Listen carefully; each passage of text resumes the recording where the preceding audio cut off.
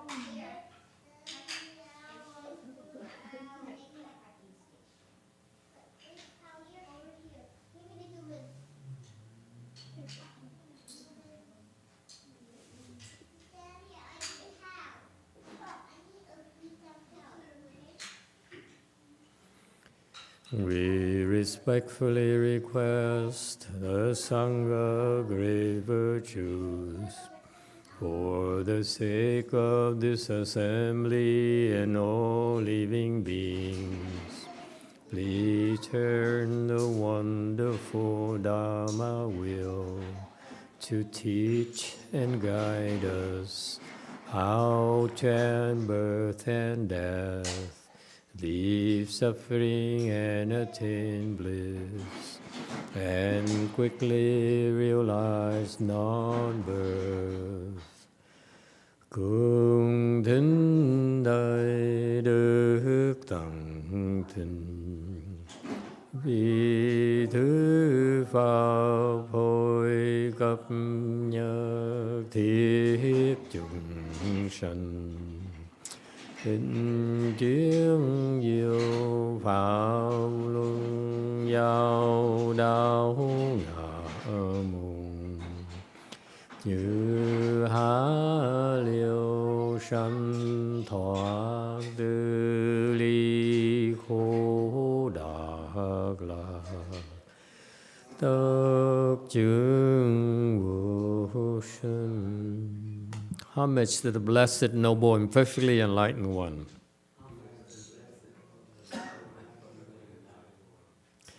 Nam mô Sadanto Suchedo Ye La Hudi San Miao San Puto Xie.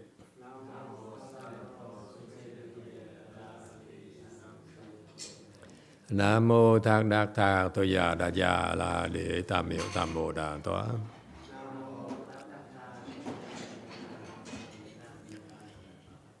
The unsurpassed, profound, subtle, and wonderful Dharma in 100,000 million aeons is difficult to encounter. Now that I'm able to see and hear, I will receive and maintain it. I vow to fathom the thus come one's true and actual principles. Wu sheng sheng sheng wei miao fa bai qian wan jie nan zao yu. 我今见闻得受持，愿解如来真实义。All Buddhas and Bodhisattvas, Great Master Qingliang, Great Master YongHua, all good monks and nuns, and all good knowing advisors, Emitofuo. 诸佛菩萨 精良大师、师父上人、各位出家人、各位善知识、弥陀佛。Chư Phật Bồ Tát, kính thưa Thanh Lương Đại sư, Hòa thượng Tiên Hóa, quý thầy cô và quý vị thiện tri thức A Di Đà Phật. Hello everyone. Today is March 12, 2023. We are here at Gold Forest because we are working on building an altar at the Dharma Treasury Temple to house the three new statues. It should be coming very soon. Okay, we made it at the port, so now we're waiting for it to be delivered. Maybe in no more than 2 weeks, barring another bad weather. Okay.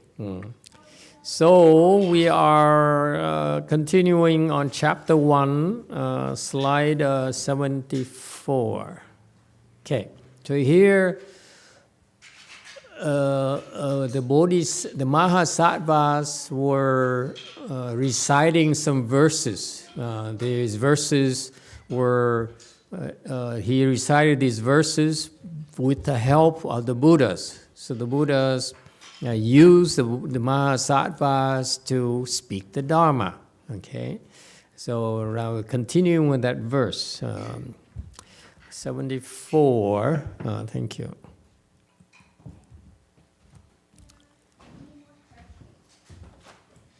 The thus come one's meritorious virtues are inconceivable. When sentient beings see him, their afflictions cease. 如来功德不思议，众生见者烦恼灭。 Okay. Thus come ones is the name, one of the 10 titles of the Buddha. So he, the Buddhas, he became a Buddha, and he became a Buddha because on the path to Buddhahood, he created tremendous merit and virtues. So there's a verse that Master YongHua used. He says, "Thought as many as dust motes in lands might still be counted. The waters of the great seas might still be drunk dry. Space might be measured. The wind might be tied. But the more meritorious virtues of the Buddhas can never be described." Okay? So that's what does it mean? It means that thoughts, okay?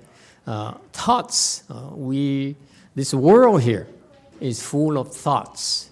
We are full of thoughts.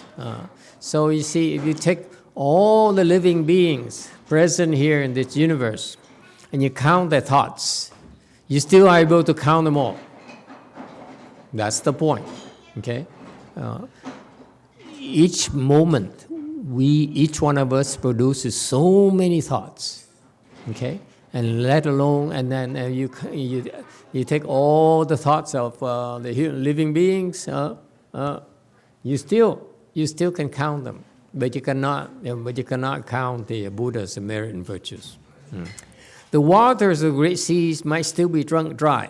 So you take the water of the great oceans, all the oceans in the world, and you can drink them dry. Okay? Or space can be measured. You can measure space. Okay? Or the wind may be tied down. Okay? So these are describing the tasks that are virtually impossible to do. I'm sure that in time the engineers will come up with a way to tie down the wind. We never know. Okay? We still have hope. But the meritorious virtues of the Buddhas can never be described. Okay? He creates so many good things. He did so many good things. And he did his conduct, his virtuous conduct is boundless. And that's why his meritorious virtues can never be measured. Inconceivable meaning that you cannot think of, you cannot imagine, you cannot come up with your mind. The only way for you to come up with that number is through your Buddha mind. That's the only way. Are we clear on that? So that's why it's inconceivable for us because we might be able to sit for 10 hours, but still 10 hours. Still not inconceivable.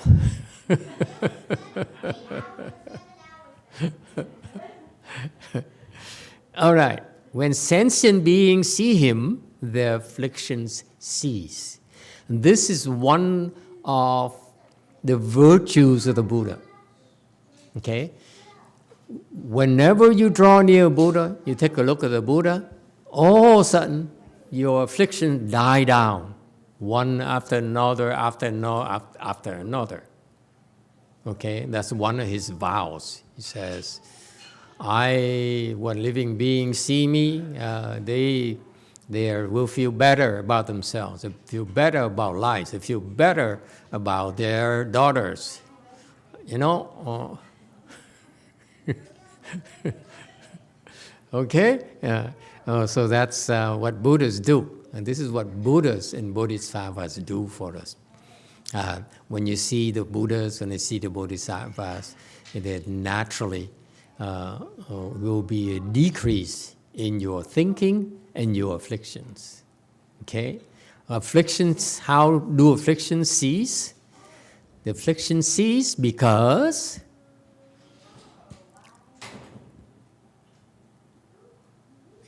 what? Prozac. You don't know Prozac. You guys no medical people here. It's a medication for depression. Okay. So anyway, so why do afflictions cease? How are afflictions created in the first place?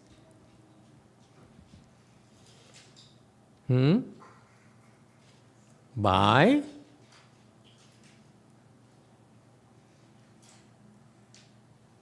thoughts. Sounds familiar?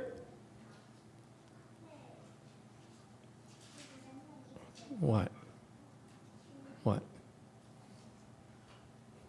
No? Does it ring a bell? You're afflicted because before you get afflicted, you think about it. No? You do it every single day and you don't even know. This is how pitiful you are. It's how inconceivable you are. You really are a mystery. Inconceivable. It's inconceivable to me. You have no clues what's going on inside our little heads.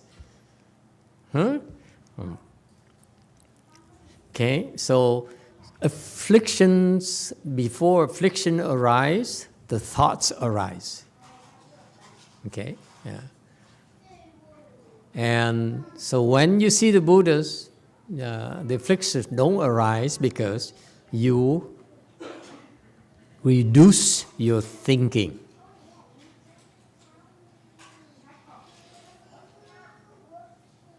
Hello, everyone. Anybody home? I know, I don't blame the Koreans. It's still early for them. They're still sleepy. Okay? But you here, you just, you sleepy too. Too much for lunch. Okay, never mind, moving on. 76, he enables everyone in the world to experience peace and bliss. The good, the God, comfortable, unmoving light observes thus. 普使世间获安乐，不动自在天能见。 Where does light come from, Chinese character? Am I missing something? The translation in English is the God, comfortable, unmoving light. Is there a light character? Okay, they must know something we don't. It's okay, it's not a big deal. Okay, so one of these gods that were there in the assembly. So he says, the verse continues, says, the Buddha enables everyone in the world to experience peace and bliss. Not just the Buddhas, the Bodhisattvas too. When you go near the Bodhisattvas and the Mahasattvas, you feel more peaceful and blissful. For example, when you go near Master YongHua, for example, it's you feel calmer and more content. Oh, but then none of you went near him. I was like, the closest I got to him was like from here to that post there. Okay? And I felt peaceful already. That's why it's always fascinating to me when I go near someone, and you know, and to find out that that person doesn't think at all. It's just like so relaxed, so peaceful.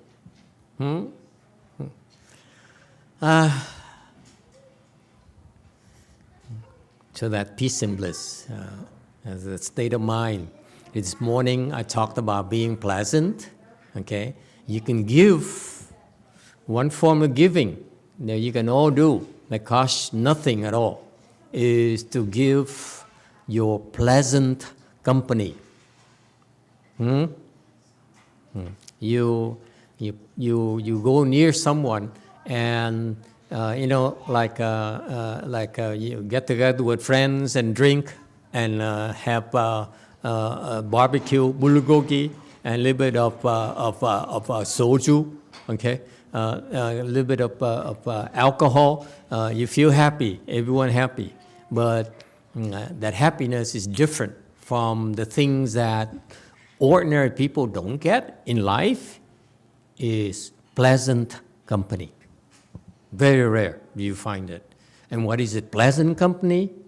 Huh, Chun? What is pleasant to the Chinese?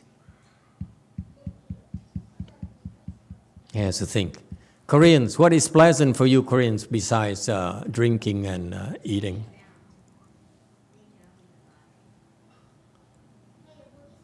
Too early for them. I can't think. Yes, Chinese person, 5. In Chinese, is I would just say good, like 好的. Huh? 好的, Good? 好的, 好的. Good, Good? pleasant, good, yeah. In this context, it's good. Ooh, disgusting. Sorry, Master, I have a question. I was thinking because... Wait a minute. Okay. I'm not going to let you get away from it with this, okay? You come to me with a good thought, yes? Suppose I'm an evil-natured person. How does it make you pleasant to me? Because I'm not judging you. But I'm evil, and you reek of goodness. How disgusting! You gotta give me something that works for everyone, not just for good people. See, the Chinese, really? Yeah, Wei Mong. Master, I have a question about Dharma from years ago that got cut off at the end. And in the Dharma it said it was if you're a left-home person, then be a Dharma protector, and if you're a lay person, be a Dharma protector. So how can I do that? How can you become a Dharma protector? Yes, sir. You want to be a Dharma protector? I mean, is it how do I become a Dharma protector, or how can a Chinese person become a Dharma protector? How can I, as a lay person, protect the Dharma in my apartment? How can you what? Affirm it? Affirm? What? In my apartment, I mean, how can I protect the Dharma, and then maybe that can help somebody else out too? How can they protect the Dharma? And then protect the Dharma. Oh, okay. Okay. God, it's so complicated. It's a complicated man. Okay. I don't know. How do you become a Dharma protector? Okay. Can we go smaller? Don't talk about Dharma, okay? I don't know how to protect the Dharma, okay? Way beyond my realm. How do you protect your woman? I mean, your girl. Huh? Can we talk about that? A smaller scale? Huh? Mary Jo, is it more manageable? How do you protect your girl?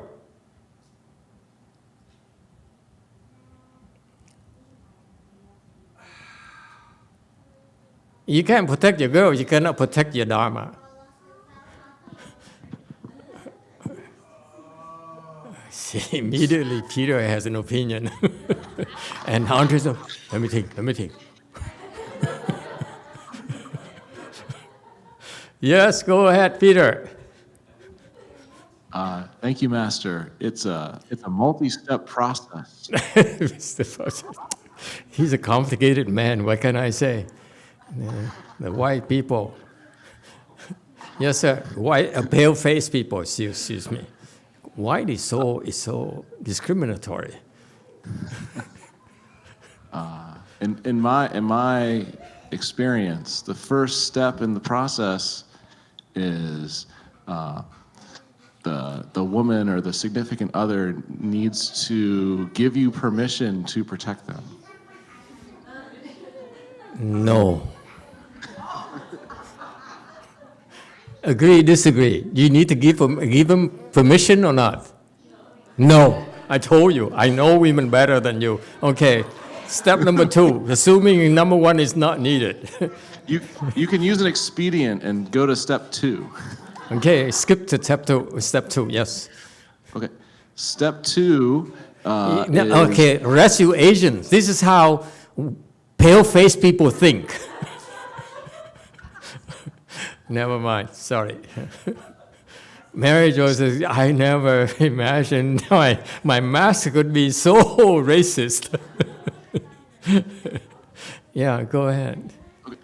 Step 2 is the first time you go to dinner, you make sure that you pull her chair out for her and help her sit down. And then when she gets up, you stand up and you pull her chair out for her as she stands up. That's the first step to protection.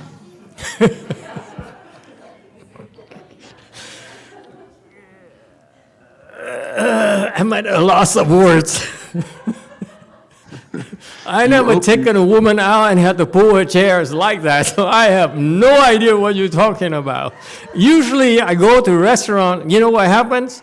I don't know about you. I go to a restaurant, I don't pull out chairs. It's the maitre d' who pulls out the chairs of my girl. I don't Well, know what kind of restaurant you go to.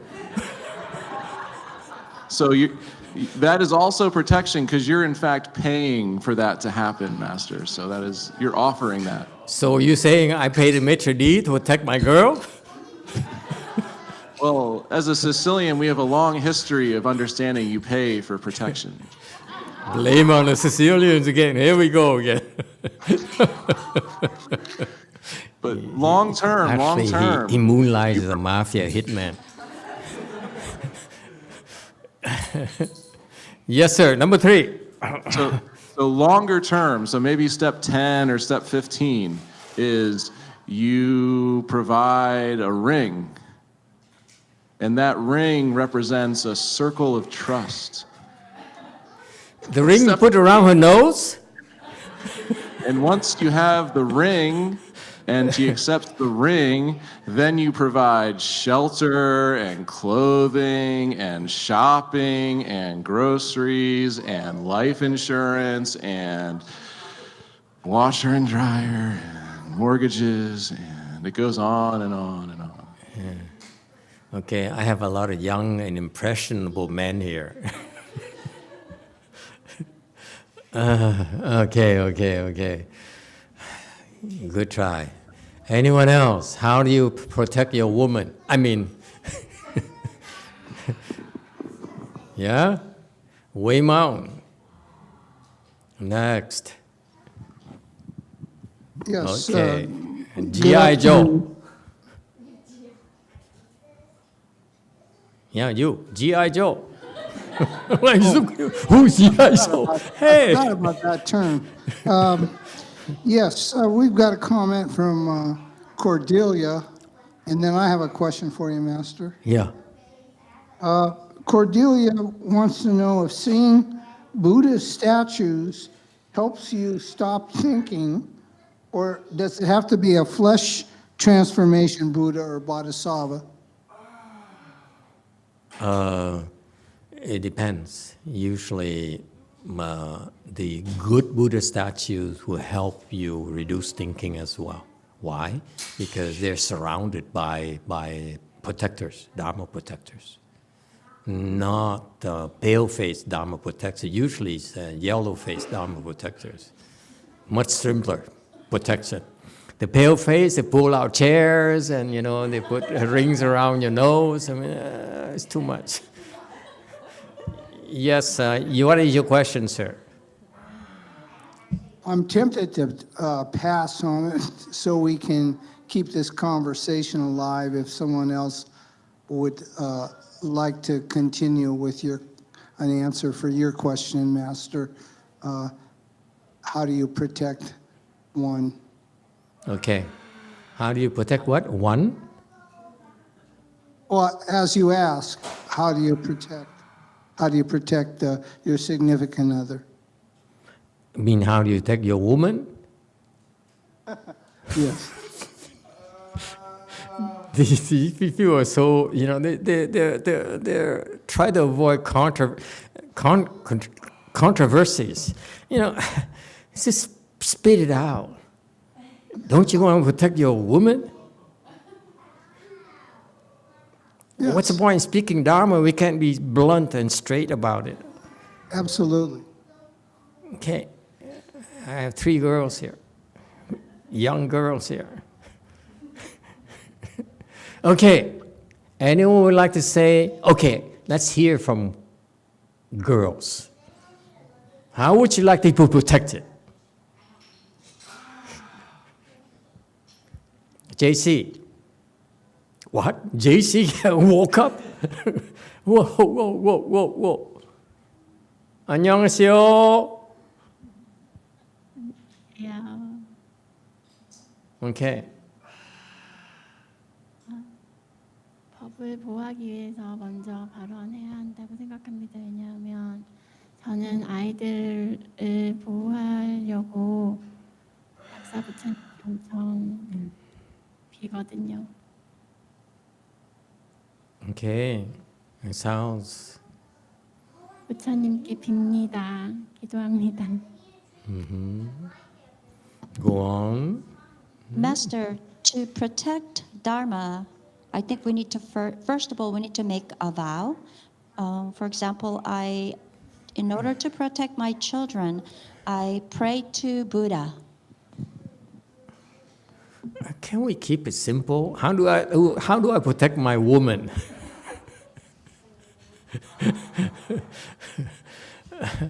Okay, we go to your children later. Let's stick to how do you protect your woman. Wei Mao. Okay, thank you, Master. I'm going to give you a very direct, male, speaking from the heart answer. You're the only male who's speaking up. All the males here in Go Forest, they are mum. Mum is the words. I'll break the ice. Okay. I'll open it up. Okay, speak up. One word, biceps. Biceps.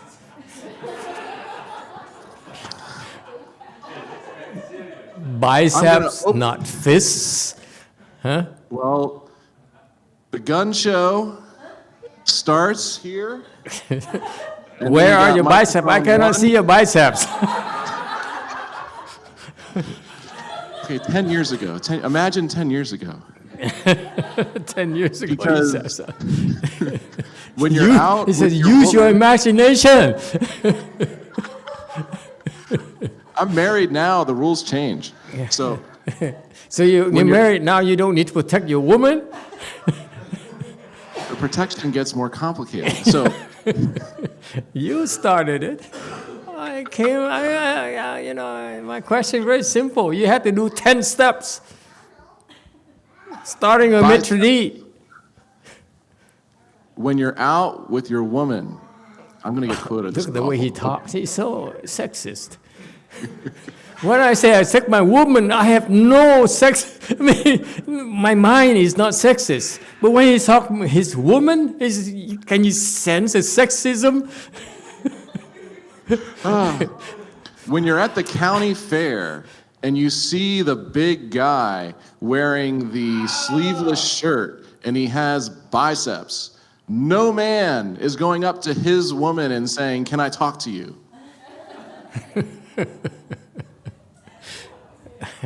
There's some truth in there. I'd be scared of it. That Incredible Hulk is protecting his woman. So you need Dharma biceps. Biceps Dharma. Okay. Anyone else? Koreans. The Koreans are giggling now. Wei Mao. Master, to me, first is we care. We need to care, show them we care, and then we watch out for them. You care, and then what? And we watch out for any risk that coming near them. When was the last time you protected your woman? I've never protect women, Master. I protect my man.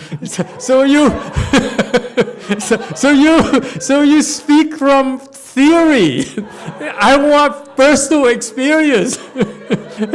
I want real thing. No, not your imagination like some pale-faced people who's talking about bicep who has no biceps. Yes, 6. Master, so one way you can protect your woman is you do things in the background like financial planning, maintaining their car so that it's safe, basically doing all the boring chores, but maintaining security that way. Some of my disciples are so boring, I can't take this. Okay, anyone else? How do you protect your woman?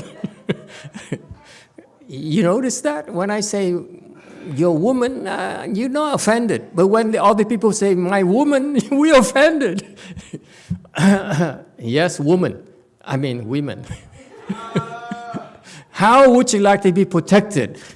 I'm tired of hearing from men who don't know what they're talking about. Clearly, these are not protectors.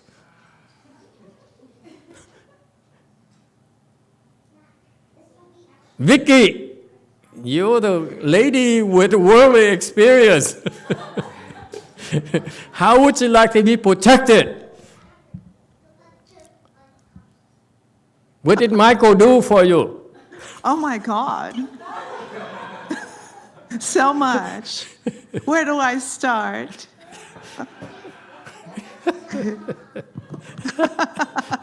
Okay, he's fabulous. Okay. Boom.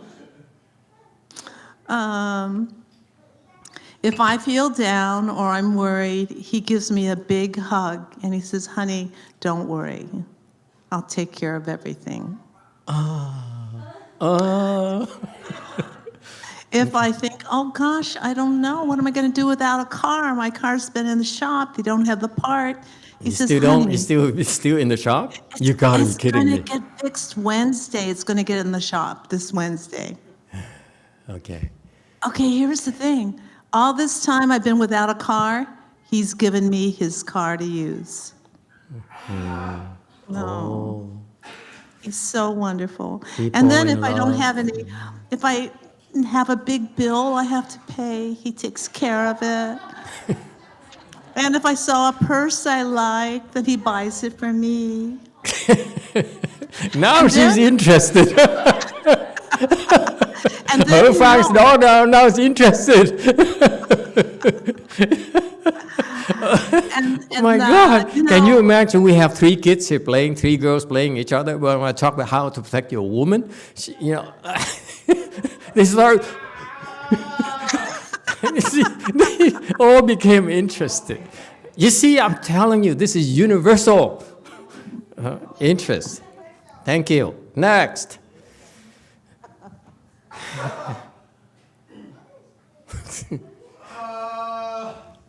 Okay, a woman. How would you like to be protected?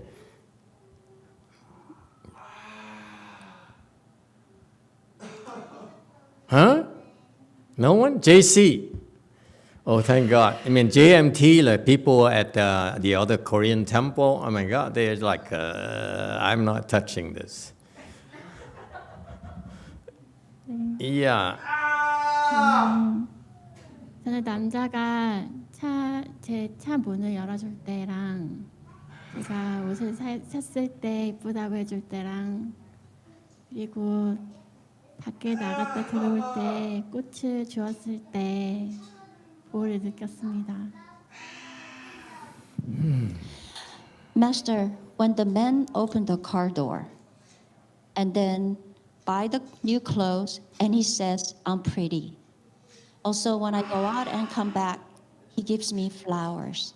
That's when I feel protected. Oh, romance. Romance.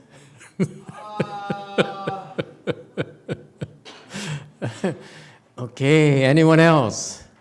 How do you protect your woman? Or how would you like your man to protect you? Huh? How about San Francisco? Do you have any input? Cordelia, how do you want your man to protect you? And Chung-Yin Sunin, Xian Yao, that's next. You're next. Don't go anywhere. See, he's leaving. Look at that. I knew it. He now hid behind the door. Cordelia, go ahead. What is protection for you?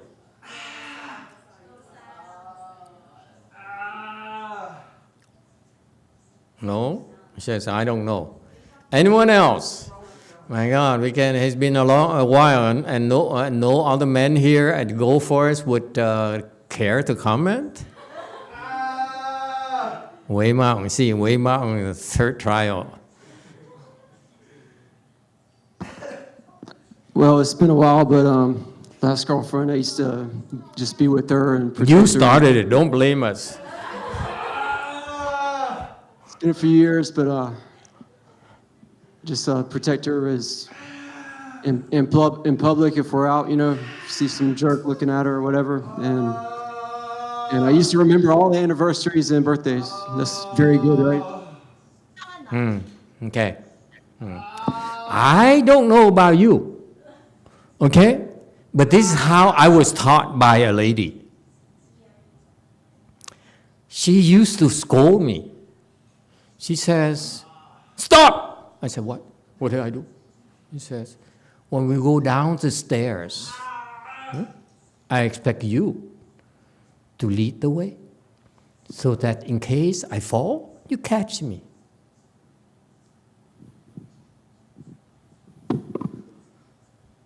Intuitive. Everyone agrees. That's protection. Without protecting. Agree? You Asians are so boring. I can't take this. Lily, you agree or you disagree? Lily in Wei Mountain. Lily is very quiet. Yeah, no. I obey my husband until he misbehaves. Okay? Does it make sense to you? It's intuitive, right? I mean, you're ready and able. Sounds familiar? Right? Okay. So, what is protection? And Malcolm wants something deep. I'm not deep, so I don't know. I go shallow to make it easier to understand. Okay? So how do you protect? I don't know about you. What I learned from those experiences that you walk in front of her to take a bullet for her. That's protection. What? No?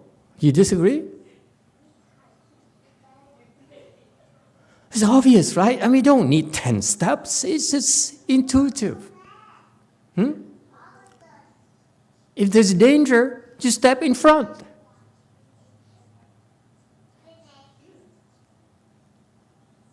That's protection. No? Man, why do you look at me with wide eyes? Oh, so profound. What? That's what you do intuitively.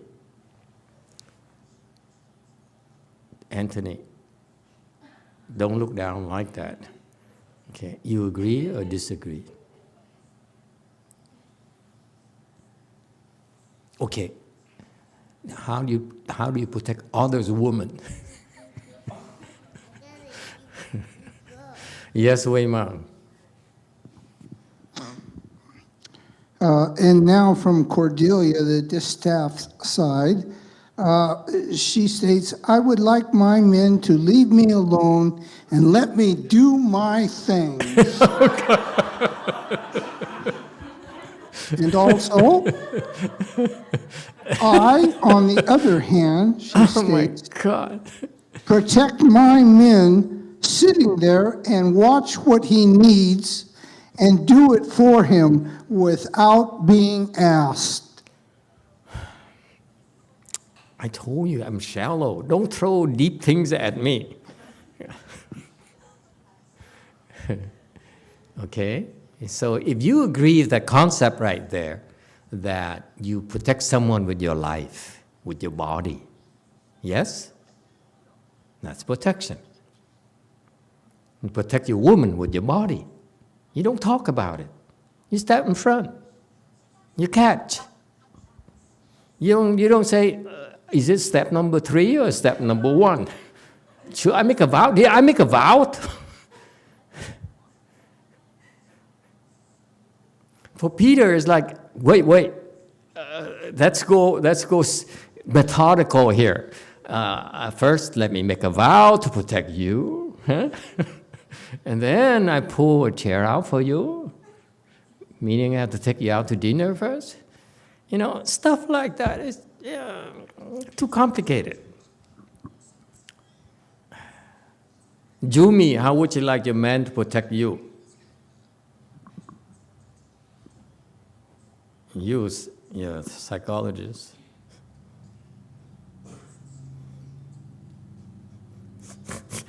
I bet you the monks and nuns never had to face this type of question. How do I attack my woman? Yeah.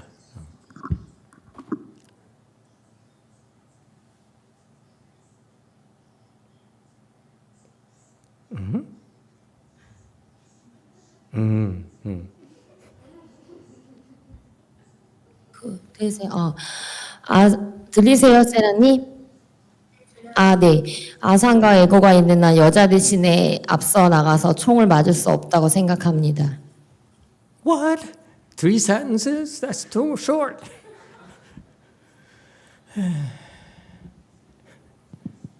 Because they have ego, I don't think they're going to block the bullet.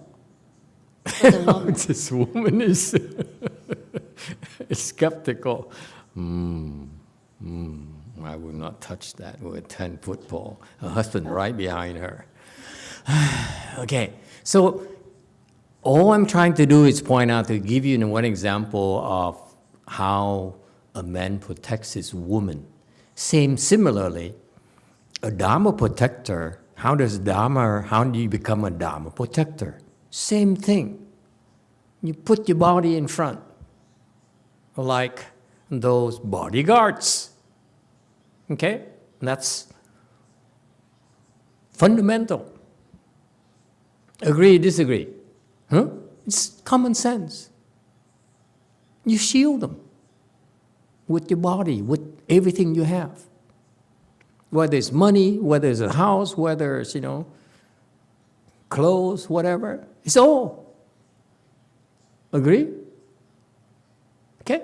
So that's what Dharma, that's how you become a Dharma protector, Malcolm. You sacrifice your life. You're prepared to sacrifice your life to protect the Dharma. Okay? That's number one. Number two, not only are you prepared to sacrifice yourself for the protection services, you also, more than that, and what's unspoken in protecting your woman, is that you become stronger and stronger so that you provide better protection even. That's unspoken. That's assumed. Yes? Same thing. When you protect the Dharma, it's the same thing. These Dharma protectors of the Buddha, they don't simply protect and guard the Dharma or the Buddhas and Bodhisattvas day and night alone. They also are cultivating so that they can be better at it. It's total dedication. That's required of them. Am I making sense to you, Malcolm?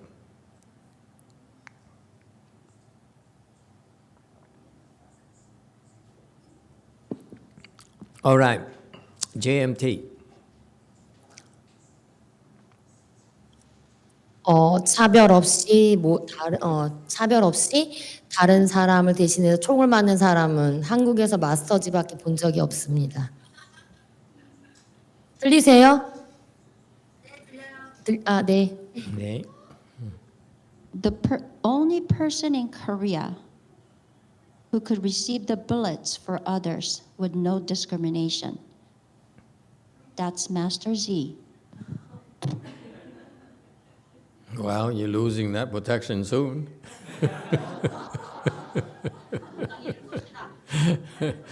Okay. All right, how do we get into Dharma protection again? JMT? Okay, fine. Question from JMT. Go ahead.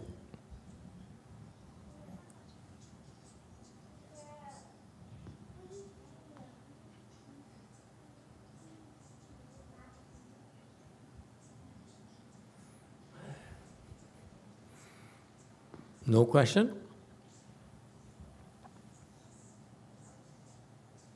Okay. Wei Mao question.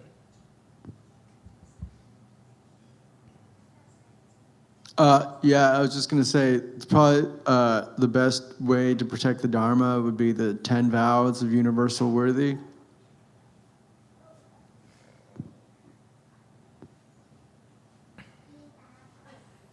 Did you hear that?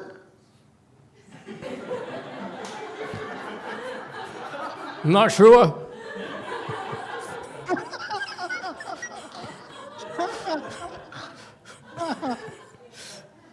I said maybe one of the best ways to protect the Dharma would be the 10 vows of universal worthy.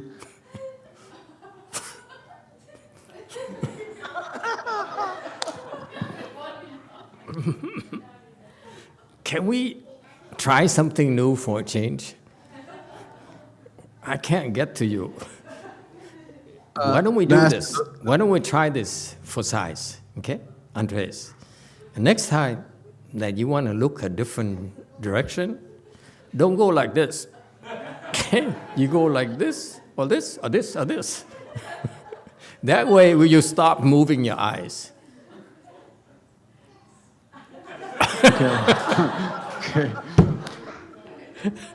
We have a joke here. There you go.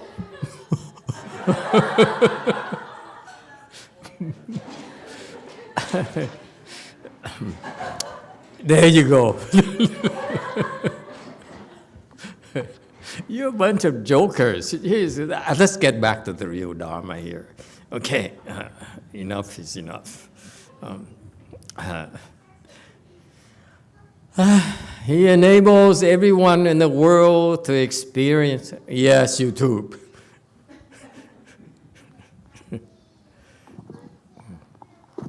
Yeah, from Leo. When I was young and even now, my father used to put his hand ahead of my chest when he needed to slow down the car urgently. I know that gesture would not protect me practically, but I felt protected. Yes, because it's the intention. Protection is more than just intention. Protection is action. You do, but the example I gave was to put your body in front of your woman to shield her from a bullet, from an arrow. Is to illustrate the fact that you act upon it. You don't talk about it. Okay? Way Mountain. This is going back to the sutra. So he says that the Buddha enables people to feel peaceful with it.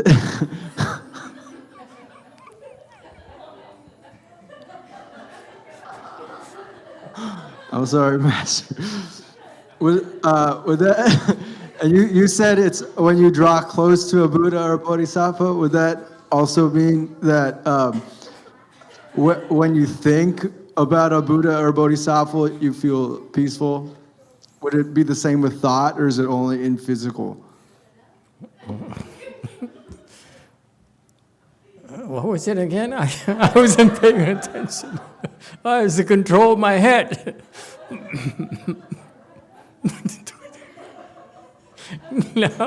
Now he's becoming a statue. Instead of a Dharma protector, he's a statue.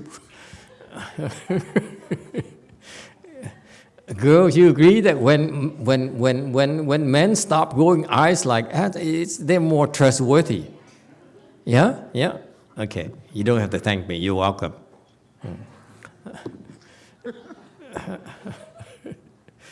Okay. Very good. Yeah. Yes. Yeah. Master, there's just so many Buddha statues up here. I'd want to look at them all at the same time. Yeah. Right. Okay. No excuses. That's lesson number 2. We are men. When we take our women, we don't make excuses.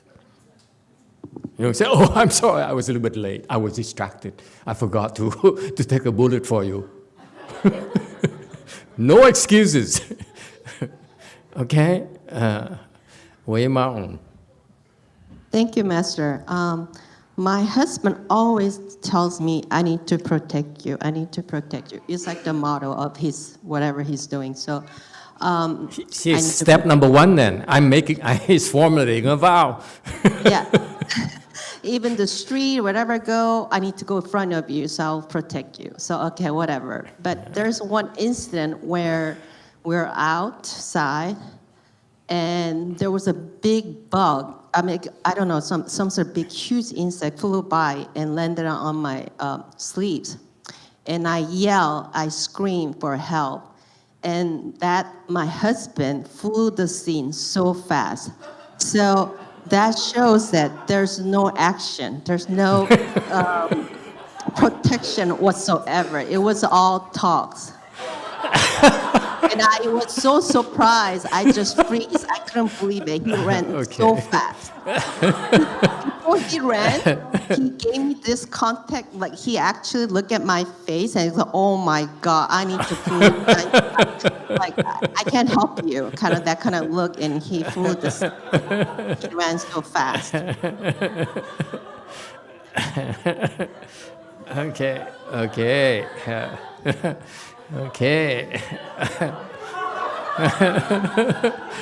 Guess who's sleeping on the sofa tonight? Yes, sir. 5.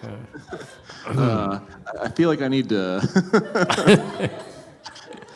First of all, none of you saw this bug.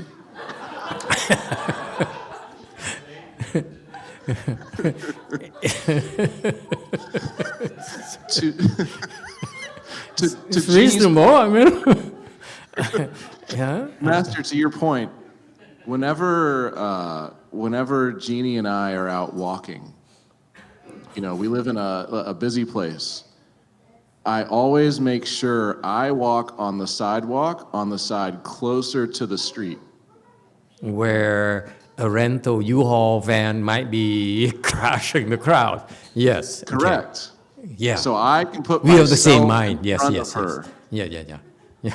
That's the Southern hospitality approach to when you walk with your woman. Yeah. Okay. Very good. Yeah. Best of luck But to you, man. as far as this bug was concerned. What did Mary Jo say? Give the mic to Mary Jo. She's so indignant. I mean, she said, "I can't take this anymore." Master, we never really heard about the bug, did we? You know about what? He didn't address the bug issue at all.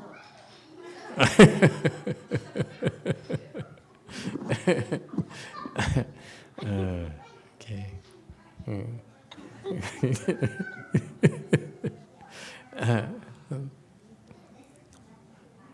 Is this a Dharma class or is we gossiping? It's all Malcolm's fault. You shouldn't have got me started. How to protect the Dharma? How on earth would I know? Do I look like a Dharma protector? Okay, let's continue. Okay. He enables everyone in the world to experience peace and bliss. Okay, we got that. It's contagious. When you are peaceful and blissful, people around you would feel the same way, would benefit from it. The God, comfortable and moving light, observes us. So this God here, and this world ruler who rules those heavens, comfortable here means that he's at ease. He's not afflicted by anything. He's not affected by anything, even at the slightest. That's what is meant by comfortable. And moving refers to state of samadhi. When you samadhi, you're unmoving. Why is that? Unmoving requires you to be in samadhi. You're unmoving because there's no thought that would make you move. Number one. Number two, what if the forces outside make you move? Is that still unmoving? No. If others can move you physically or mentally, then you're not unmoving. Therefore, here You see, this particular god ruler here has very, very high level of samadhi. That's why even the demons, even the ghosts cannot move him. Is that clear? And he just saw it. So these people, this is the nature of speaking a Dharma. They speak from experience. They don't simply, I need to emphasize this for you monks and nuns.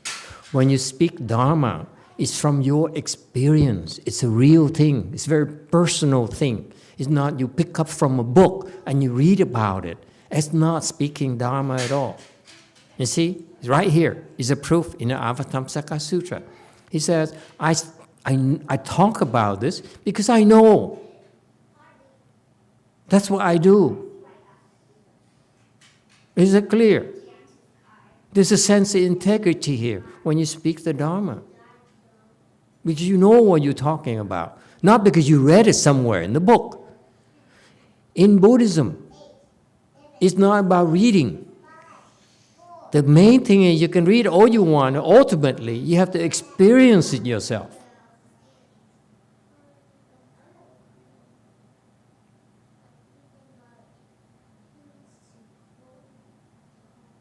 Okay? Next. 78. Beings are constantly occluded by darkness and delusion. Thus someone tells them about the method for gaining tranquility. 众生痴暗常迷覆，如来未说极尽法。 Okay, next person who took a look as far as he could at living beings throughout the Dharma realm. And he says, living beings are often confused by darkness and delusion. Confused by darkness because you can't see. Delusion is because inside you screwed up. You stopped yourself from seeing what delusion is. Okay? You don't allow yourself to see internally. You refuse to acknowledge it. You refuse to face it.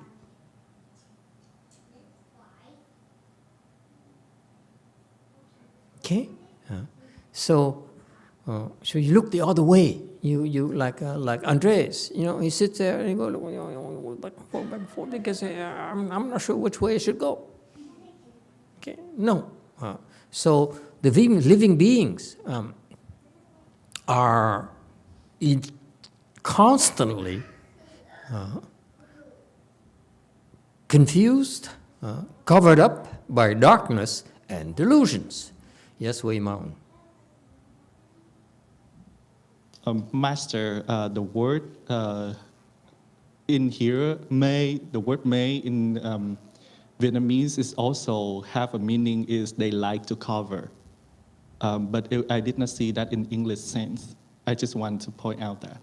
Which mê word? đậy, si ám thường mê đậy, mỹ,众生. 1, 2, 3, 4, 5, 6. The character number 6. Me. Fu here is a cover up. Me also means they have the tendency to like to cover. Okay, yes, okay. It's occluded.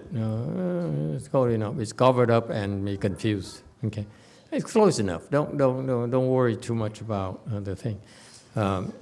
And because living beings are confused, they can't see, or they have some internal issues, that prevent them from seeing the truth.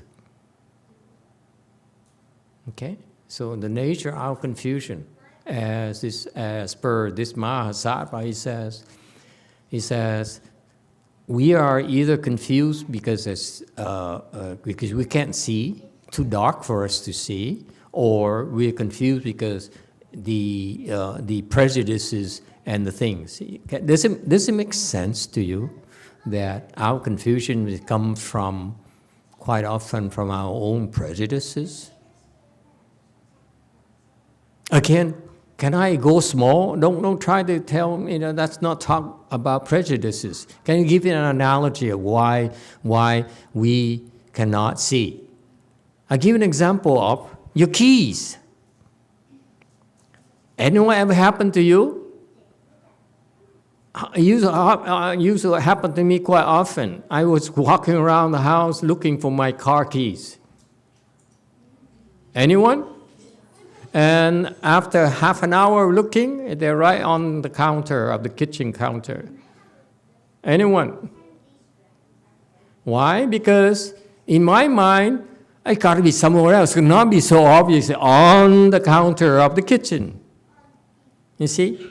So we're not looking in our mind's eyes for it. Therefore, it may be right here in front of us, but we can't see it.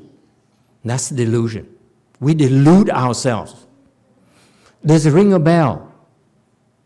Because I remember so often in my entire life, my first half of my life, actually it's still the second half as well, I kept looking for keys. I could not find my car keys. It's right there, right in front of me. I went by at least 10 times. I couldn't see it. Sounds familiar? And that's the scary nature of our delusions. We delude ourselves. We tell ourselves, no, it cannot be on the kitchen counter. No, it cannot be. That's too easy. When you get older, young lady, you know what I'm talking about. Looking for your car keys. Remember kitchen counter.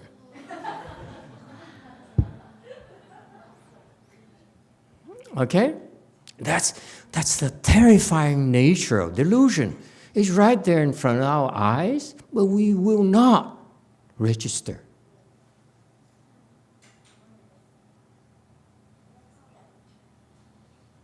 Thus someone tells them about the method of gaining tranquility.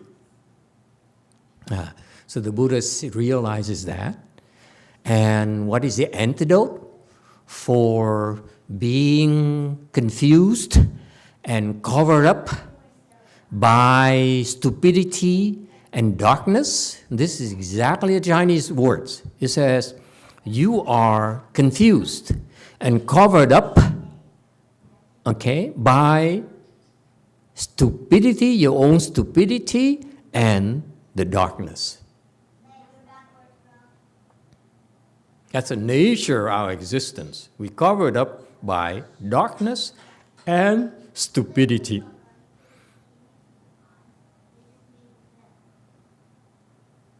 All right? So if you realize you are confused and you covered up, okay, you cannot see the truth, then you need to do the method of gaining tranquility. Okay, actually, the Chinese is a lot more precise. He says the Tathagata, for their sake, okay, would speak of the Dharma of quietude and stillness. That's when it's more beneficial, advantageous to be Chinese, because it's a Chinese teaching is so much more accurate. Okay, so in order to counteract our confusion and our being covered up, what do? We need a method for us to gain quietude and stillness. What's quietude? Quietude refers to a state where there is no noise, very little noise. Yes? What does it mean, little noise?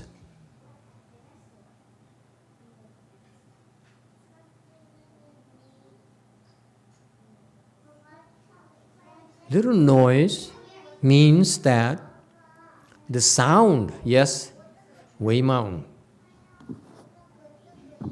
Did you say little noise? Little noise. Little noise? Yeah, little noise.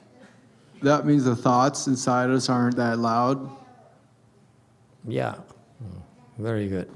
Little noise means that first of all, it's physical. The radio is turned off. TV is turned down. The stereo is muted. Okay? But also, the noise also comes from inside your head. Okay? Especially crazy people, they hear noises. No? Don't nod your head. No, I'm referring to crazy people. I was looking. It's a trick question.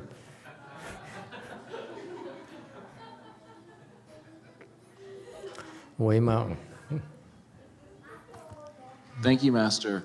When I'm managing the leg pains, sometimes, is the microphone on? Okay. When I'm managing my leg pains, like San Francisco Daniel is right now. You can even hear him? I can't even hear anything. I hear no noise.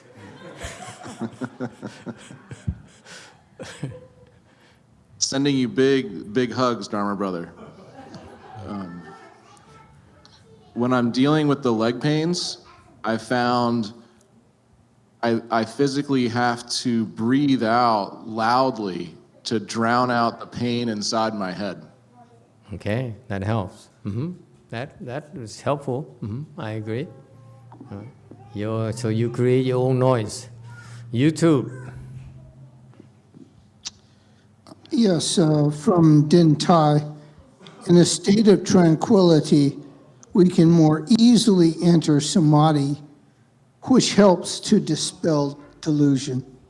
Yes, that's correct. And this is why the Hinayana hide away from the noise of civilization, the noise of the TV sets, where it's easy for them to enter tranquil states. And this is a fallacy. Pay attention, cultivators of the way. It's a fallacy to think that you can go away from people and isolate yourself to gain tranquility. Okay? It's not the case. Because you may be able to get away from the noises of the city, of civilization, but you cannot get away from the noises in your head.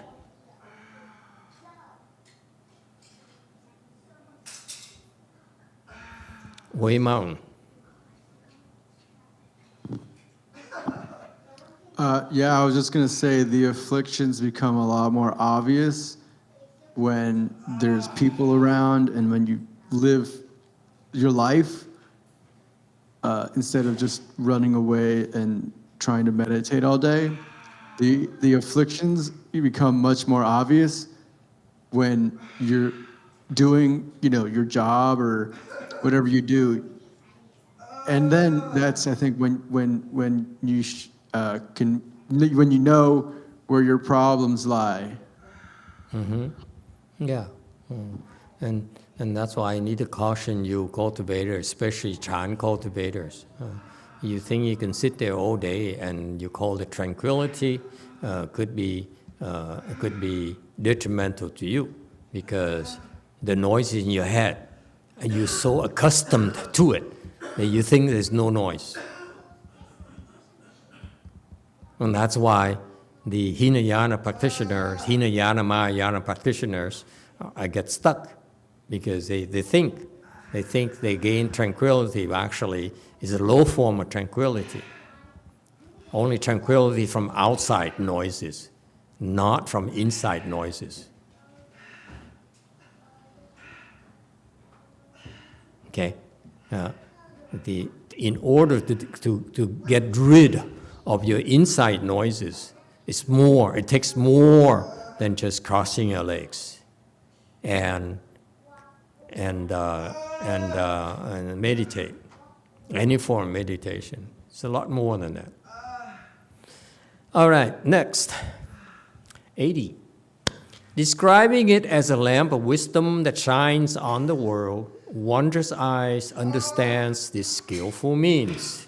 是则照视智慧灯，妙眼能如此方便。 This is kind of insightful. Why the Buddhists, the Bodhisattvas and Mahasattvas keep on mentioning the light and so forth. He says, according to Wondrous Eyes here, he says, the Buddhas and Bodhisattvas describe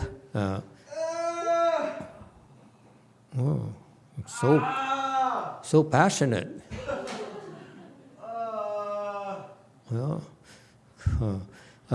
Describe it as a lamp of wisdom that shines on the world.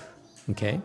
In other words, when the Buddhists in the Chan, especially the Chan school or the Avatamsaka school, talk about light of wisdom, lamp of wisdom, okay, shining upon the world, actually that is the result of the method of gaining quietude and stillness. See how precise the Avatamsaka teaching is. You think it's a casual thing, but actually he says, this is why we're doing it. We call it a lamp because in order for you to shine your lamp of wisdom, you need to have stillness and quietude. It's not talking. Can you do it? If you can do it, then you are a lamp of wisdom.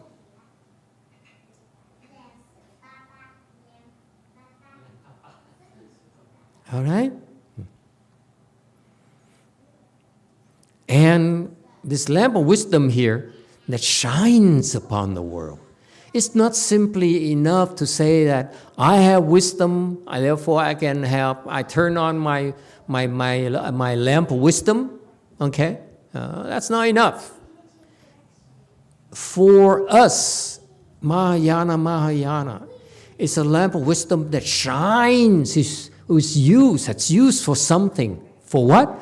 Shining upon the world.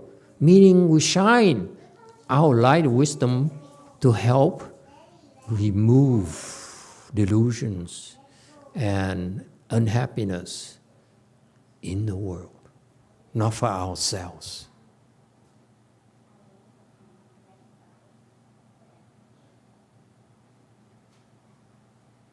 It's so important for us to understand the distinction here. Right now, we're so noisy, our mind's so noisy, and we're so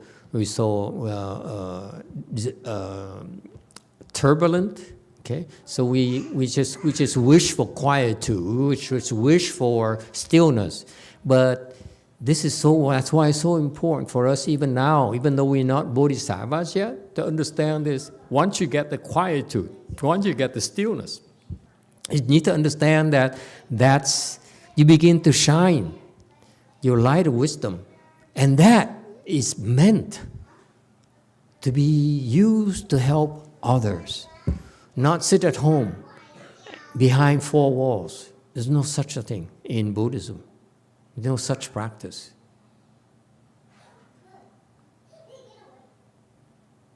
Okay? Yes, in the future, and don't get me wrong, in the future, okay, we will allow you, I will allow you to hide behind four walls, to build, to build your biceps. Because you don't have any biceps right now, so I need you to build biceps so that you can lift heavy. Okay? Yeah. But it's only a temporary process. is always to shine our light of wisdom upon the world. That's our ideals. Do we understand each other? That's why we're doing all this. Way Mountain. Master, I wanted to ask a question that you said early on about your master, that when you were in his presence, your mind went to stillness. So I had a similar experience with another spiritual teacher in the past, and I always had this question, that kind of a samadhi that comes in the presence of someone who is high level of achieved cultivators, can that do a transformation, or it's only temporary and I have to do the work? I don't understand the question. Oh, okay. Put it simply, Master. Yeah, simpler is better. Remember, I'm shallow. Can someone like a Buddha or Bodhisattvas, can they transmit that samadhi energy to lay people like us and put us in samadhi? Put you in samadhi. Yes. Would that be temporary only, or can that be like a permanent transformation? It could be both. It could be temporary, it could be permanent. Okay, Master, I asked that question because I had a similar experience with one spiritual teacher. But I always felt like after some time I was coming back to my normal state of mind. So I kind of got disillusioned. I thought like, if it is only like a temporary thing, it's not valuable. So I just like when you were talking about it, I was thinking about it. You know, maybe is there something that we could benefit from it, or how would you say for people like us to use that energy? No, there. You're being unreasonable. When you're hungry, we give you a sandwich.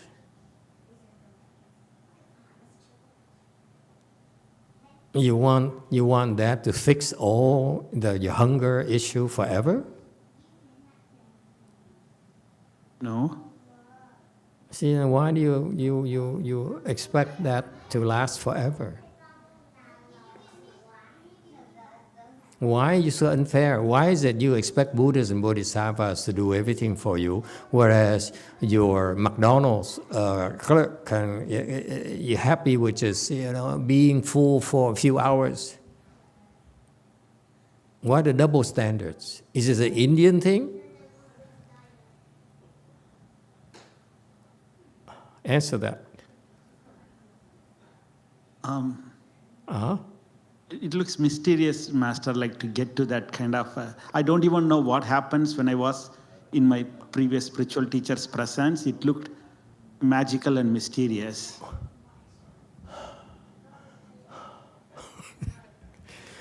Boy, you have a lot of work to do here, my boys and girls. Okay, it's okay. Give yourself time. Yeah, there's hope. If you dare ask, there will be an answer. It's not about the fact that you're confused. We are all confused. The point is whether you're motivated to end your confusion or not. That's all. Okay? So sometimes Buddhas and Bodhisattvas will help you to give you a flavor, okay, of what tranquility is like. For example, they come and talk to you, buy you a cup of coffee. By the way, I found a new place of coffee here in Northern California. Never mind, I got distracted all the time. Okay, it's not Phil's coffee. Okay, anyway, she says, what? Yeah. It's near her place. Yeah, that one there. Yeah, the quiet one. Okay, so where were we again? Never mind, it doesn't matter. Okay. Yes, Wei Mao. Thank you, Master. How do I start looking at my own faults? My ego shields me from doing it, even though I want to. Your ego what? It shields me. My ego won't let me find my own faults, even though I want it. So your ego stops you? Yes. How you know your ego? Because, well, You're making a statement and everyone, oh yeah, my ego stops. He said, say what? I said, since when did your ego stop you? I kind of feel it. I know it's kind of moral from right and wrong. Here we have another one. Mary Jo, explain that to me. Please help us out. This lady says, my ego stops me.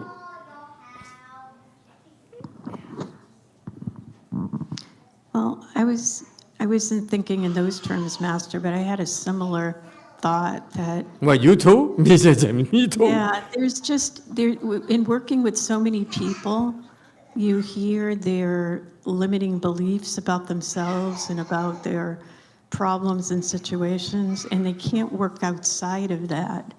Like they can't see outside of that, and they really require somebody else to invite them to expand beyond where they're stuck. So I don't know if that's exactly what Junie's asking, but yeah, that's a good question. Yeah. So you have the same problem. Your ego stops you too. And you're in your patience as well. And you see that there's not much you can do. Do Northern Californians have the same problem, or just only people down south? Koreans have the same problem? No, your ego stops you from seeing your own faults? No?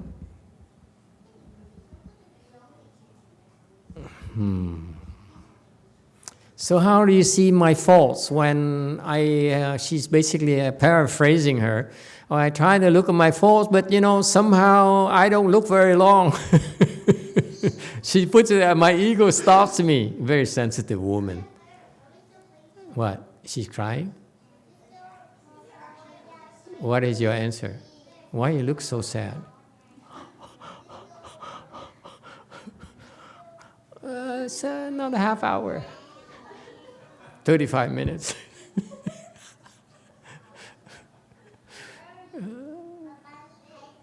Yeah?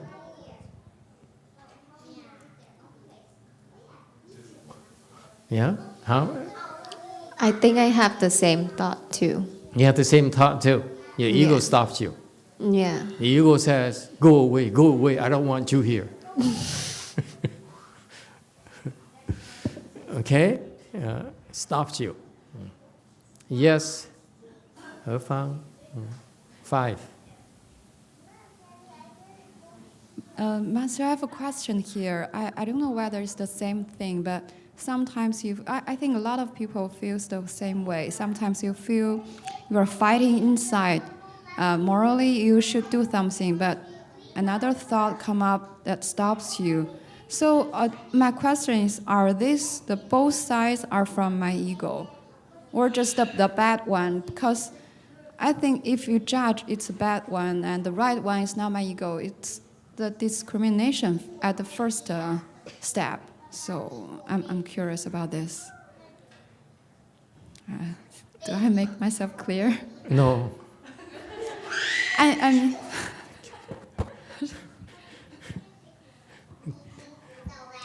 The more unclear you are, the safer I feel.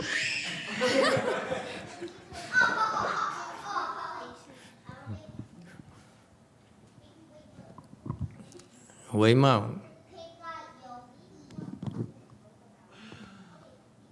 It's easy to see your faults when you're put in an uncomfortable situation, like when we cross our legs or do something hard. I think that's probably the best time that you can see your faults, because you say, I'm going to cross my legs, and then when it starts to get hard, then the thoughts of, oh, I hate this, all the thoughts, all the really bad energies start to come up in your consciousness, and it becomes so obvious to see them, and at that point you can work through it. So I would recommend that to do hard things that make you feel really uncomfortable. For me, that's what's helped me to spot my own inefficiencies the best. Okay, I have a couple of ways for Jeannie to deal with it. If you find yourself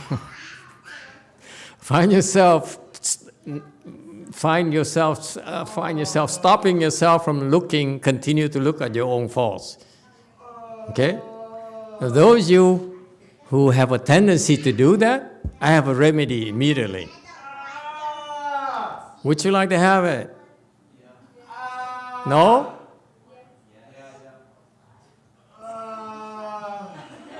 Does it mean no or yes? Just give me either a no or a yes. Don't say ah.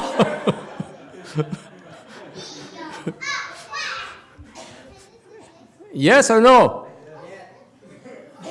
See how easy it is? I just proved to you. If you think about it, it's so painful.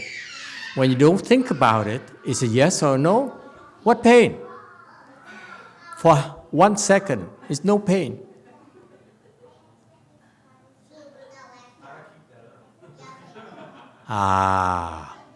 Because you believe the thought right there. I want you to pay attention to this. You believe the thoughts that it's hurting, it's killing me. You believe it. You really believe it. And you don't realize, sir, that's not you. They make it appear a lot worse than it really is. And what's the antidote? I just taught you. Don't think about it. Think about yes or no. And your devoted master. You see? Distracted yourself. That's the principle. Distract yourself. That's all. Don't think about it. Because what you mistake you're making is that you believe it's real. And that's why I say, go away. I don't want this. You try to weasel your way out of it. Whereas the antidote is either distract yourself, don't think about it, okay? Think about something else, okay? Or, if you're like a real man, which some of you are not, okay? You endure it. You just endure it. You just take it. That's all. You say, yeah, I'm going to take it. Yeah.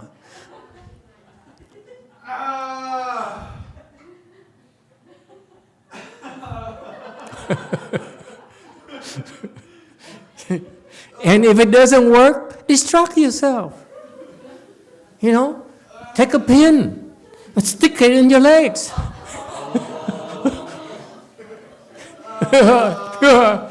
See, there's so many ways to distract yourself. I don't care. I'm illustrating a point. It's all mental. It's your imagination. All you have to do is distract yourself. And once you distract yourself long enough, the chi builds up, then you pass that thing. Next time is a lot easier. And easier and easier and easier. That's all.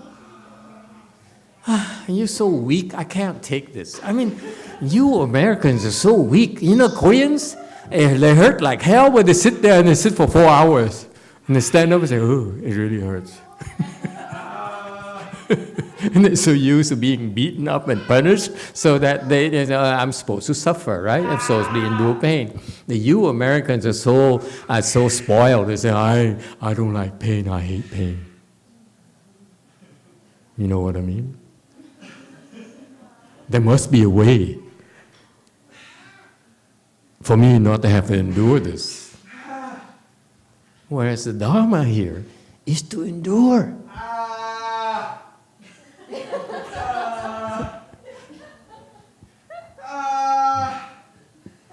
Okay, and wondrous eyes. Yes, JMT. Yes. 마스터, 자기 객관화가 안 되는 사람들을 어떻게 도와줄 수 있을까요? 세라님 들으세요? 그러니까 셀프 오브리케이션이라고 해요. 상승 같은 용어. Yeah, louder. No, turn up the volume.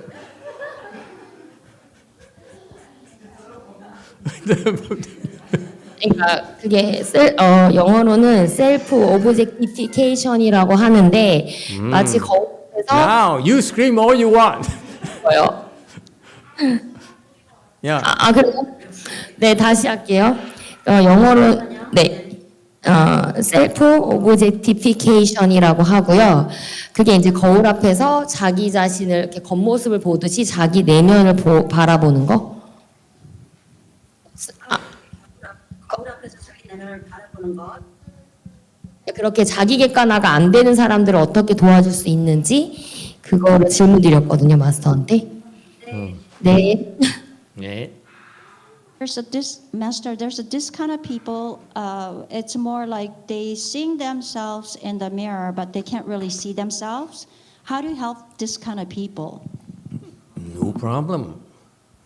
I don't know how to help those people either. If they're blind, they're blind. They see themselves, but they don't see themselves. It's too deep for me.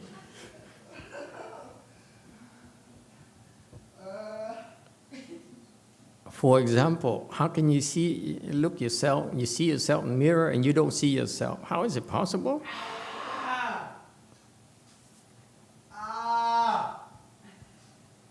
I hear, but I don't hear.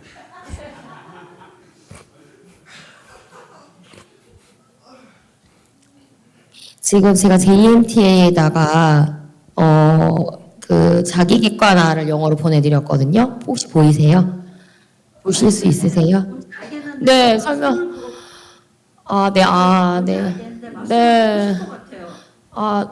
네, 혹시, 네.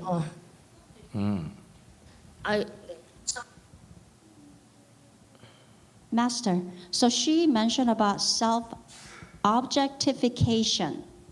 Yes. That's what the term that she used. When people view themselves, I looked at this in, I searched through the Google. It says when people view themselves as objects for use instead of as human beings. That's self-objectification. But I don't know if she meant it. But people with that kind of tendency, how do you help them? Yeah, I totally agree. I see myself as an object that drives a red car. I identify myself with it. And what's your point again? What's wrong with that?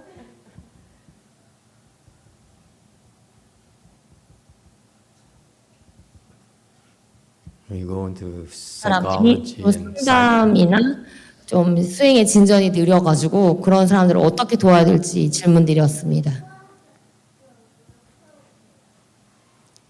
아니요. 수행뿐만 아니라 상담에서도 내담자가 자기 객관화가 안 되는 사람들이 좀 좁기가 어렵거든요. 그러니까 이런 사람들은 항상 자기는 잘못이었고 다 모든 게 다 남의 탓이라서 이렇게 자기 문제를 볼 수 없고 자기 객관화가 안 되는 사람들을 어떻게 도와줄 수 있느냐. So she explained again, there are these people who doesn't see their fault, and they all blame other people's for this fault. How do you consult these people? How do you provide the consultation for these people? how does it have to do with objectification of myself? You see, boys and girls, when you speak Dharma, there's some expert like Jumi and Mary Jo and so forth. They're into, mind studies, and I study mind, I study your mind, and they throw things like that at you and say, our research says so and so, and this is what we understand about it. Okay, and let me tell you, don't let that throw you off. Because they're building concepts upon concepts upon concepts. Okay, it's all intellectual stuff. It's not based on what's really happening inside of people's head. Mary Jo, what have you got to say for yourself? Bosco, the crazy people doctor, is not here, so I can't pick on him.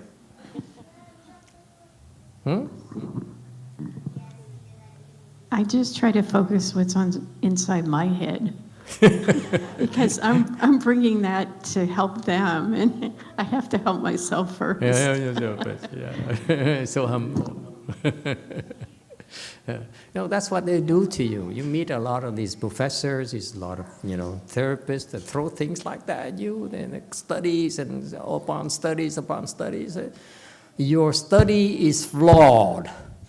Your theory is wrong. Don't build on top of that. But no, they go ahead and build it up. Way Mountain. Master, I know I talk about this a lot, but the 10 Vows of Universal Worthy chapter of the Avatamsaka Sutra, it makes it sound like in every being, in every actually molecule of the entire universe, it's infinite amounts of Buddhas inside of there. Yes. So that means inside of each person, there's Buddha and Buddha nature. So I think a way we can help people is to not see as much, don't put as much importance on their ego and their false nature, but look through that and see their Buddha nature. Because if our Buddha natures are connected, if I'm seeing the other person's Buddha nature, I have a feeling it'll strengthen that part of them. And eventually, if they've planted enough good roots, and if we have enough good roots, then they will develop in a good way. Sounds profound. How many hours can you sit? 1. And you dare talk about Avatamsaka Sutra? Yes.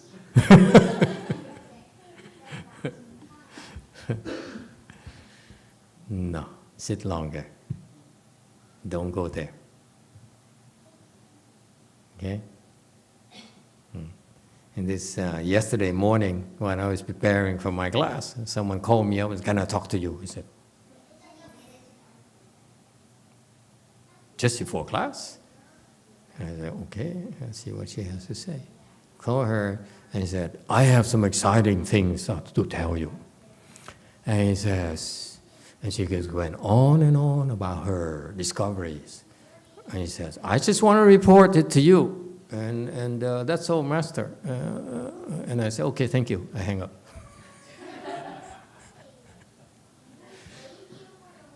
The message is too much thinking.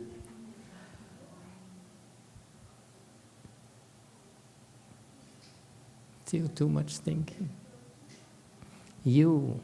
It's the sickness you have and he has. You're too enamored with concepts. You try to explain, and that's a mistake. If you're still trying to explain, it's too much thinking. That's a clue right there, okay? It's a good state, but it's still not there yet. Do you understand? Still thinking. If you get it, it's different. Wei Mao.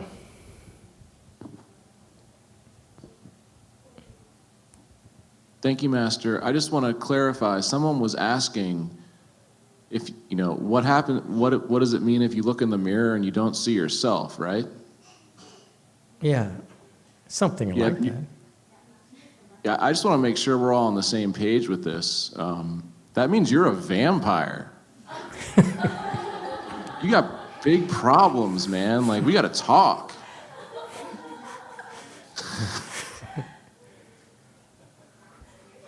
Okay, you can argue with facts. Okay, Brady, okay, thank you for your input, sir. He's so serious. He said, I have something important to tell you, all of you. We're talking about vampires. Count Dracula. Yes, one. Yes, this is not a vampire stuff. Cordelia states, having blessings helps me see my affliction. I sit and meditate and watching my thoughts. Sometimes I recognize my affliction. Other times I see the thought, but didn't realize it's my affliction. But I keep at it, and after a certain time, I will be like, oh, that's what it is, and I'll work at it. Very good. Excellent. And Din Tai states, when a person is willing by their own choice to undergo suffering, then they will slowly understand how the ego works. Very good. How many hours can you sit?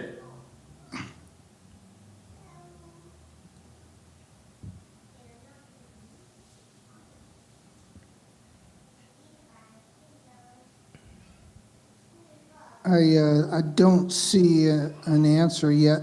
Not that many. Mental discipline is much more challenging than physical discipline. How many hours? I would actually disagree, but I just need a number.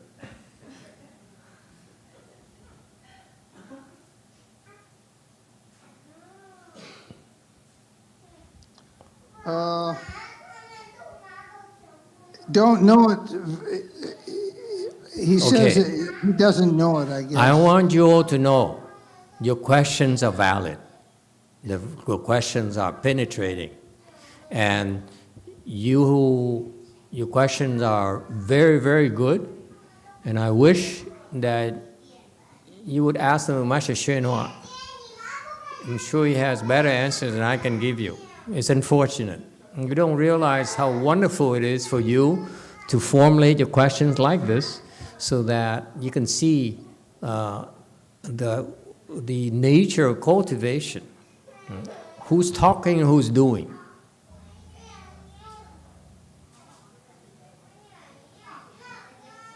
Okay? Don't be impressed by people who talk. All you have to do is take a look at them. Say, you should not be talking about this because you're not sitting long enough. You can talk all they want, but they don't know what they're talking about. They simply use the words. They don't even know what those words mean. And here's a question they have. I want you all to be, all you monks and nuns, this, or you teachers who are professionals or in this, who are doing this for a living. The people, they have a question. It says, you tell me to look at my faults. I don't like my faults. Okay? But somehow I stop myself from looking at my faults. What to do?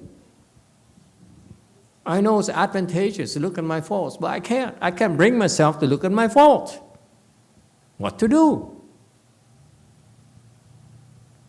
It's questions like that will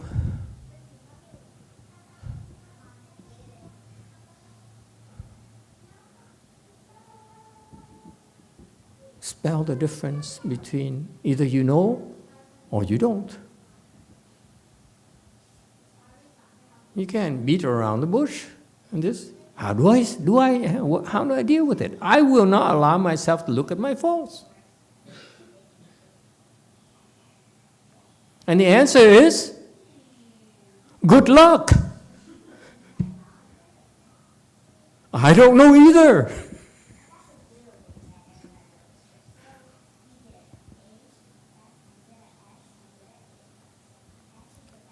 So if you stop yourself, you ask yourself, why do you stop yourself?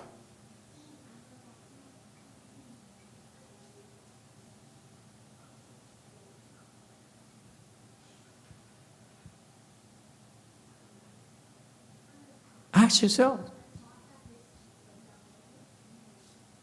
what did I convince myself?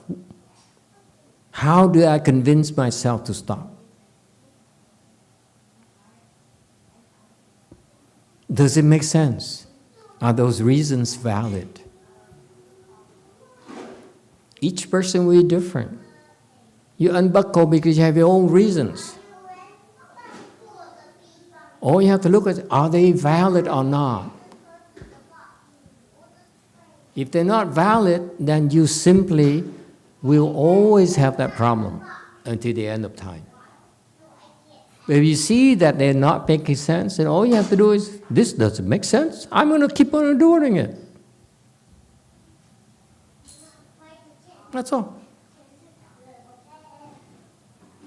Does it help? That's one thing. That's something you can do for yourself. And if you feel so strong, meaning that it's no longer you, but it's your ghost who says, no, I won't allow you. Yes? It happens. Then, the other option is someone says, look. You keep looking. Your good no advisor will tell you. And that's when the antidote is the good or no advisor's command, and you obey. You don't question. You don't need a reason. Because that's what happens because if someone tells you to stop looking, okay, then the antidote is that I will obey my good knowing advisor's instructions. I don't care what you say.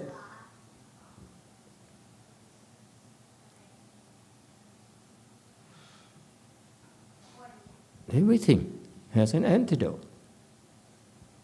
That's all. Does it help? Unless you bring out your problems, you will struggle on your own. This is what happens to people who sit by themselves. They have these problems and they don't know how to deal with it.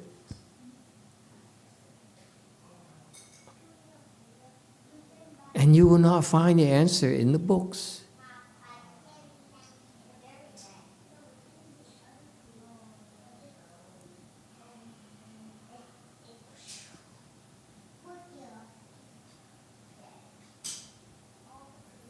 Okay, going back to slide 80. Yeah. Wondrous eyes understands his skillful means. So, meaning that wondrous eyes is at the skill level very high. That's why he understands how to help living beings who are occluded by darkness and delusion. For that, you need skill in means, you need experience.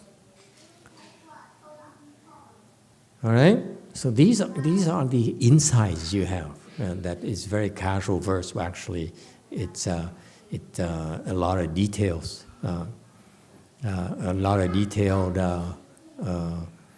implications there. 82. The thus come one's pure and wonderful physical body universally manifests in the 10 directions, defying comparison.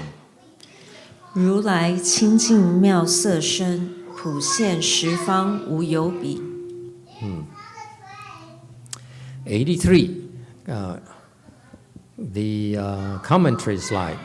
It says, the Buddha's pure and wonderful physical body.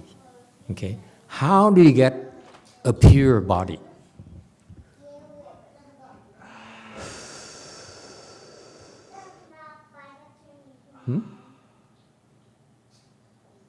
How do you get a pure body? Taking a lot of showers?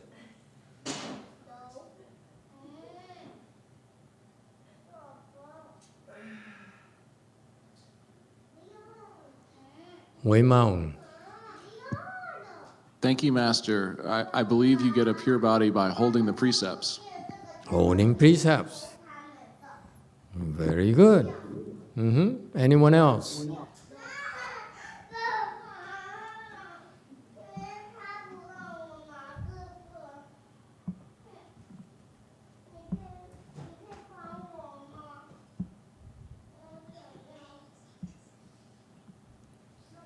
That's it? Yes, 6. How do you get a pure? Maintaining a pure mind. Pure mind. Yeah, okay, along the same line of precepts. Yes. All those things. Okay. Just know that Buddha's body is pure. What do I know? you get tricked all the time. You should ask, Buddha, why do you ask such a question? Wonderful physical body. So the Buddha's body, based on the Buddha is reminding us, his body is pure, is wonderful physical body. Wonderful meaning that it's marvelous. It's full of wonders. Okay, it's fascinating, and it can manifest everywhere in the 10 directions. Okay, and define comparison, and there's nothing that's even remotely comparable. Is that clear? And that's what we're talking about, the physical manifestation of the Buddha's body. It's incomparable, period.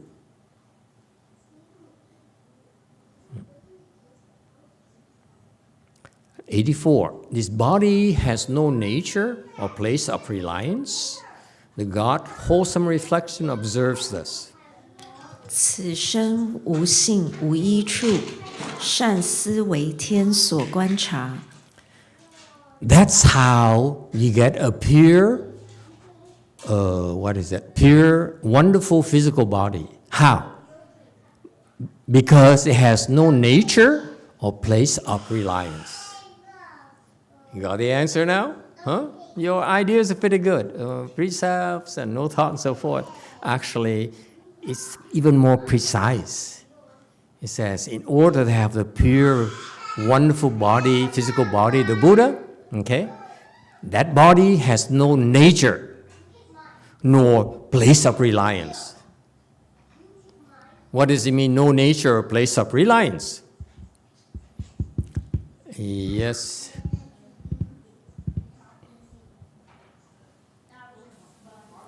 Five. No marks. No nature. No nature is no marks. No marks. Yeah, that's my answer. No nature is no marks.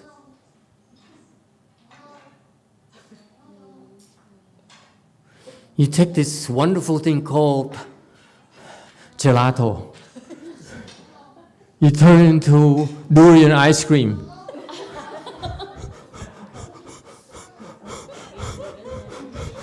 I'm shocked. Yes, 6. Does it mean no production of thoughts? No production of thoughts. No. Wei Mao.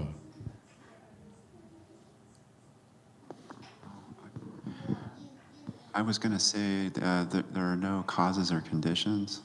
Causes and conditions? Okay. No nature? Okay. I'm running out of time, so boys and girls, Wei Mao. Okay, quickly.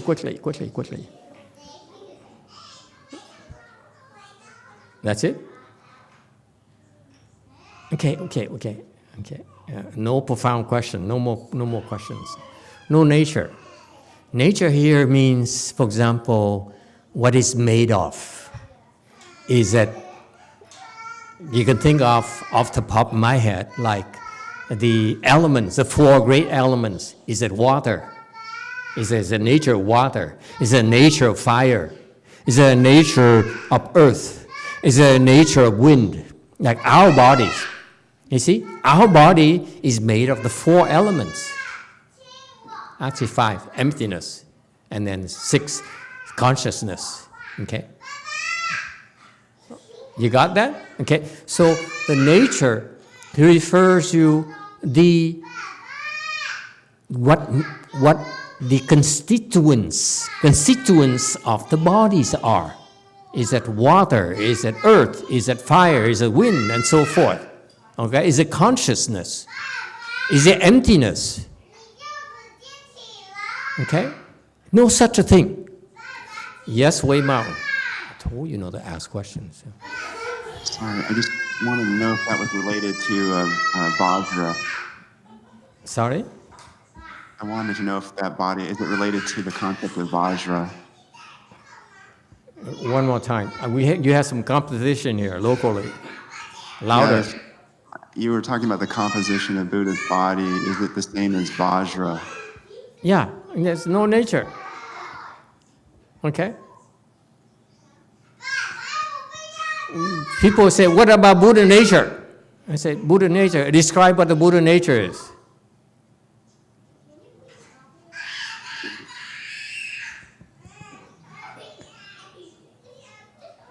The Buddha nature is no nature. Buddha nature, your self nature, defies description, defies classification. That's why it's called no nature. Am I making sense to you? Okay, I try to go small first and people object to it completely. Master, you take something so profound and you turn into something so shallow. I'm a shallow guy.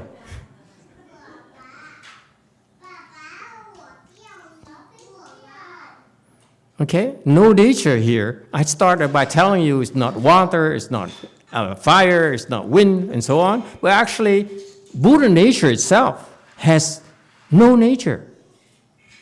The self-nature has no nature. You cannot classify it as a nature at all. It's just no nature. Okay? What's also interesting here, I want you to even think about, is that the Buddha has no place of reliance. The body doesn't depend on anything.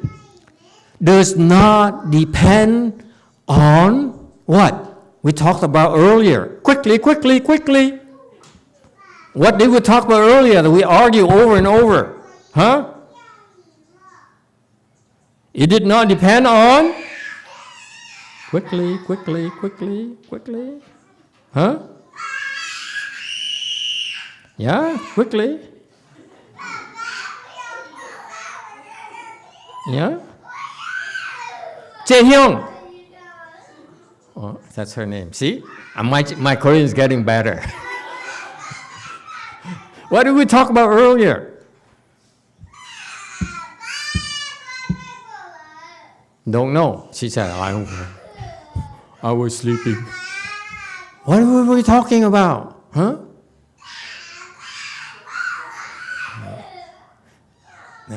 That's a manic behavior, you know that. You let it because you observe it, because that's a manic behavior. Mary Jo, you agree with me it's a manic behavior or not?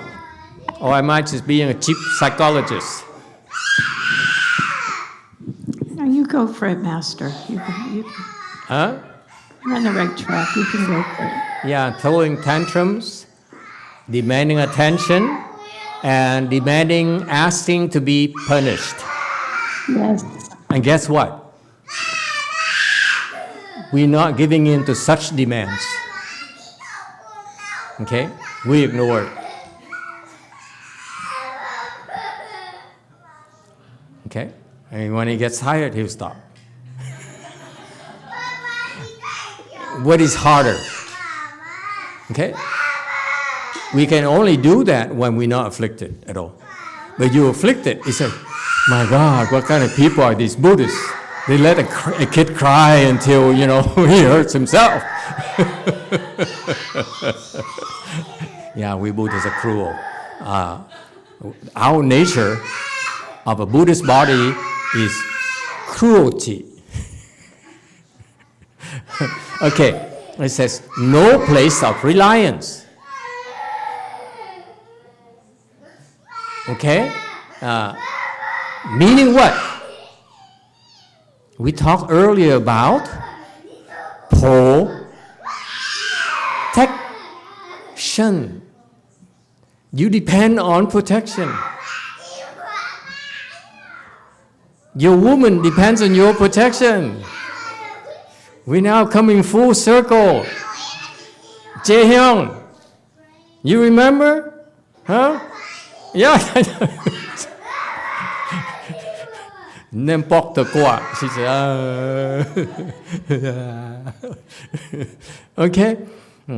We come in full circle now. No protection needed.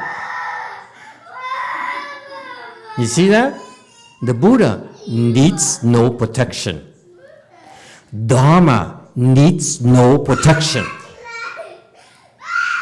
Do we understand each other? Buddhas doesn't depend on anything. We're talking about our women. Our women. You know what I mean? Our women need our protection. We put our body, it's funny that now I put my body before, now I put my body as a place of reliance, you see? So because they need our protection, you use our body to protect them. So they depend on our body for protection, right? And the Buddha body here says, I don't depend on any. I don't depend on your protection at all. Isn't it fantastic?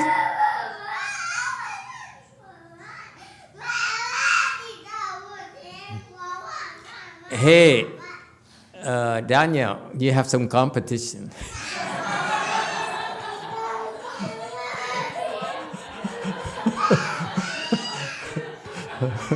It's much easier to ignore Daniel than ignore the boy. Yeah. But I thought when you raise children, then when at the age where they scream at night and they demand attention, and what do? You let them cry until they cry to sleep themselves to sleep. Does it make sense? Does it ring a bell? You are also cruel. Okay, so the Buddha really does not need our protection. So why on earth would Malcolm want to be a Dharma protector? Why would the Dharma need protection? If the Buddha needs no protection, why would the Dharma need protection? Huh? Have you thought about it? Why? What are they protecting? Yes, too. Is it for our own good? Exactly. They're protecting you. They're not protecting the Buddha. Buddha needs no protection. Dharma needs no protection. Did you know? When are you going to know? The Dharma needs no protection whatsoever. Buddha doesn't need anything from you. It's for the sake of the Dharma protectors and us. That's why they're Dharma protectors.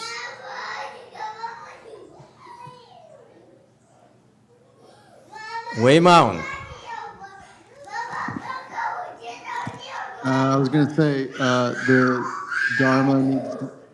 Buddha needs no protection because it's the substance, and what the Dharma does because it's the function. The Buddha is untouchable. The Buddha cannot be harmed. The Buddha cannot be encroached upon. Why on earth would he need any protection?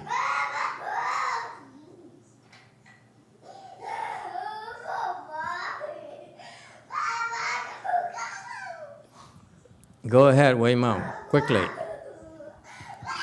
Thank you, Master. maybe it's kind of like the Buddha's New Deal, you know, it's jobs for asuras. Sorry, I couldn't hear you.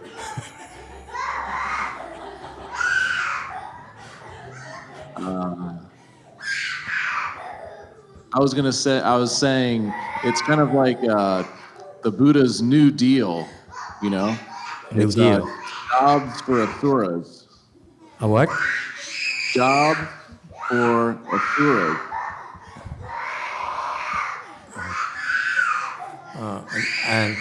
And we're gonna have these videos be uploaded to TikTok and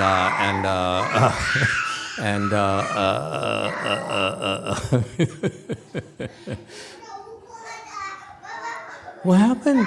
Oh, how your dad is so mean. Oh, I agree with you. Your dad, come here. Don't come here. Your dad is so mean today. It's okay. Come here. Here you go.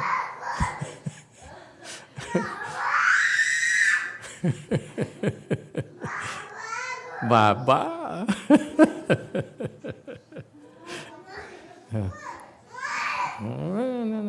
Yeah? Okay. Yeah.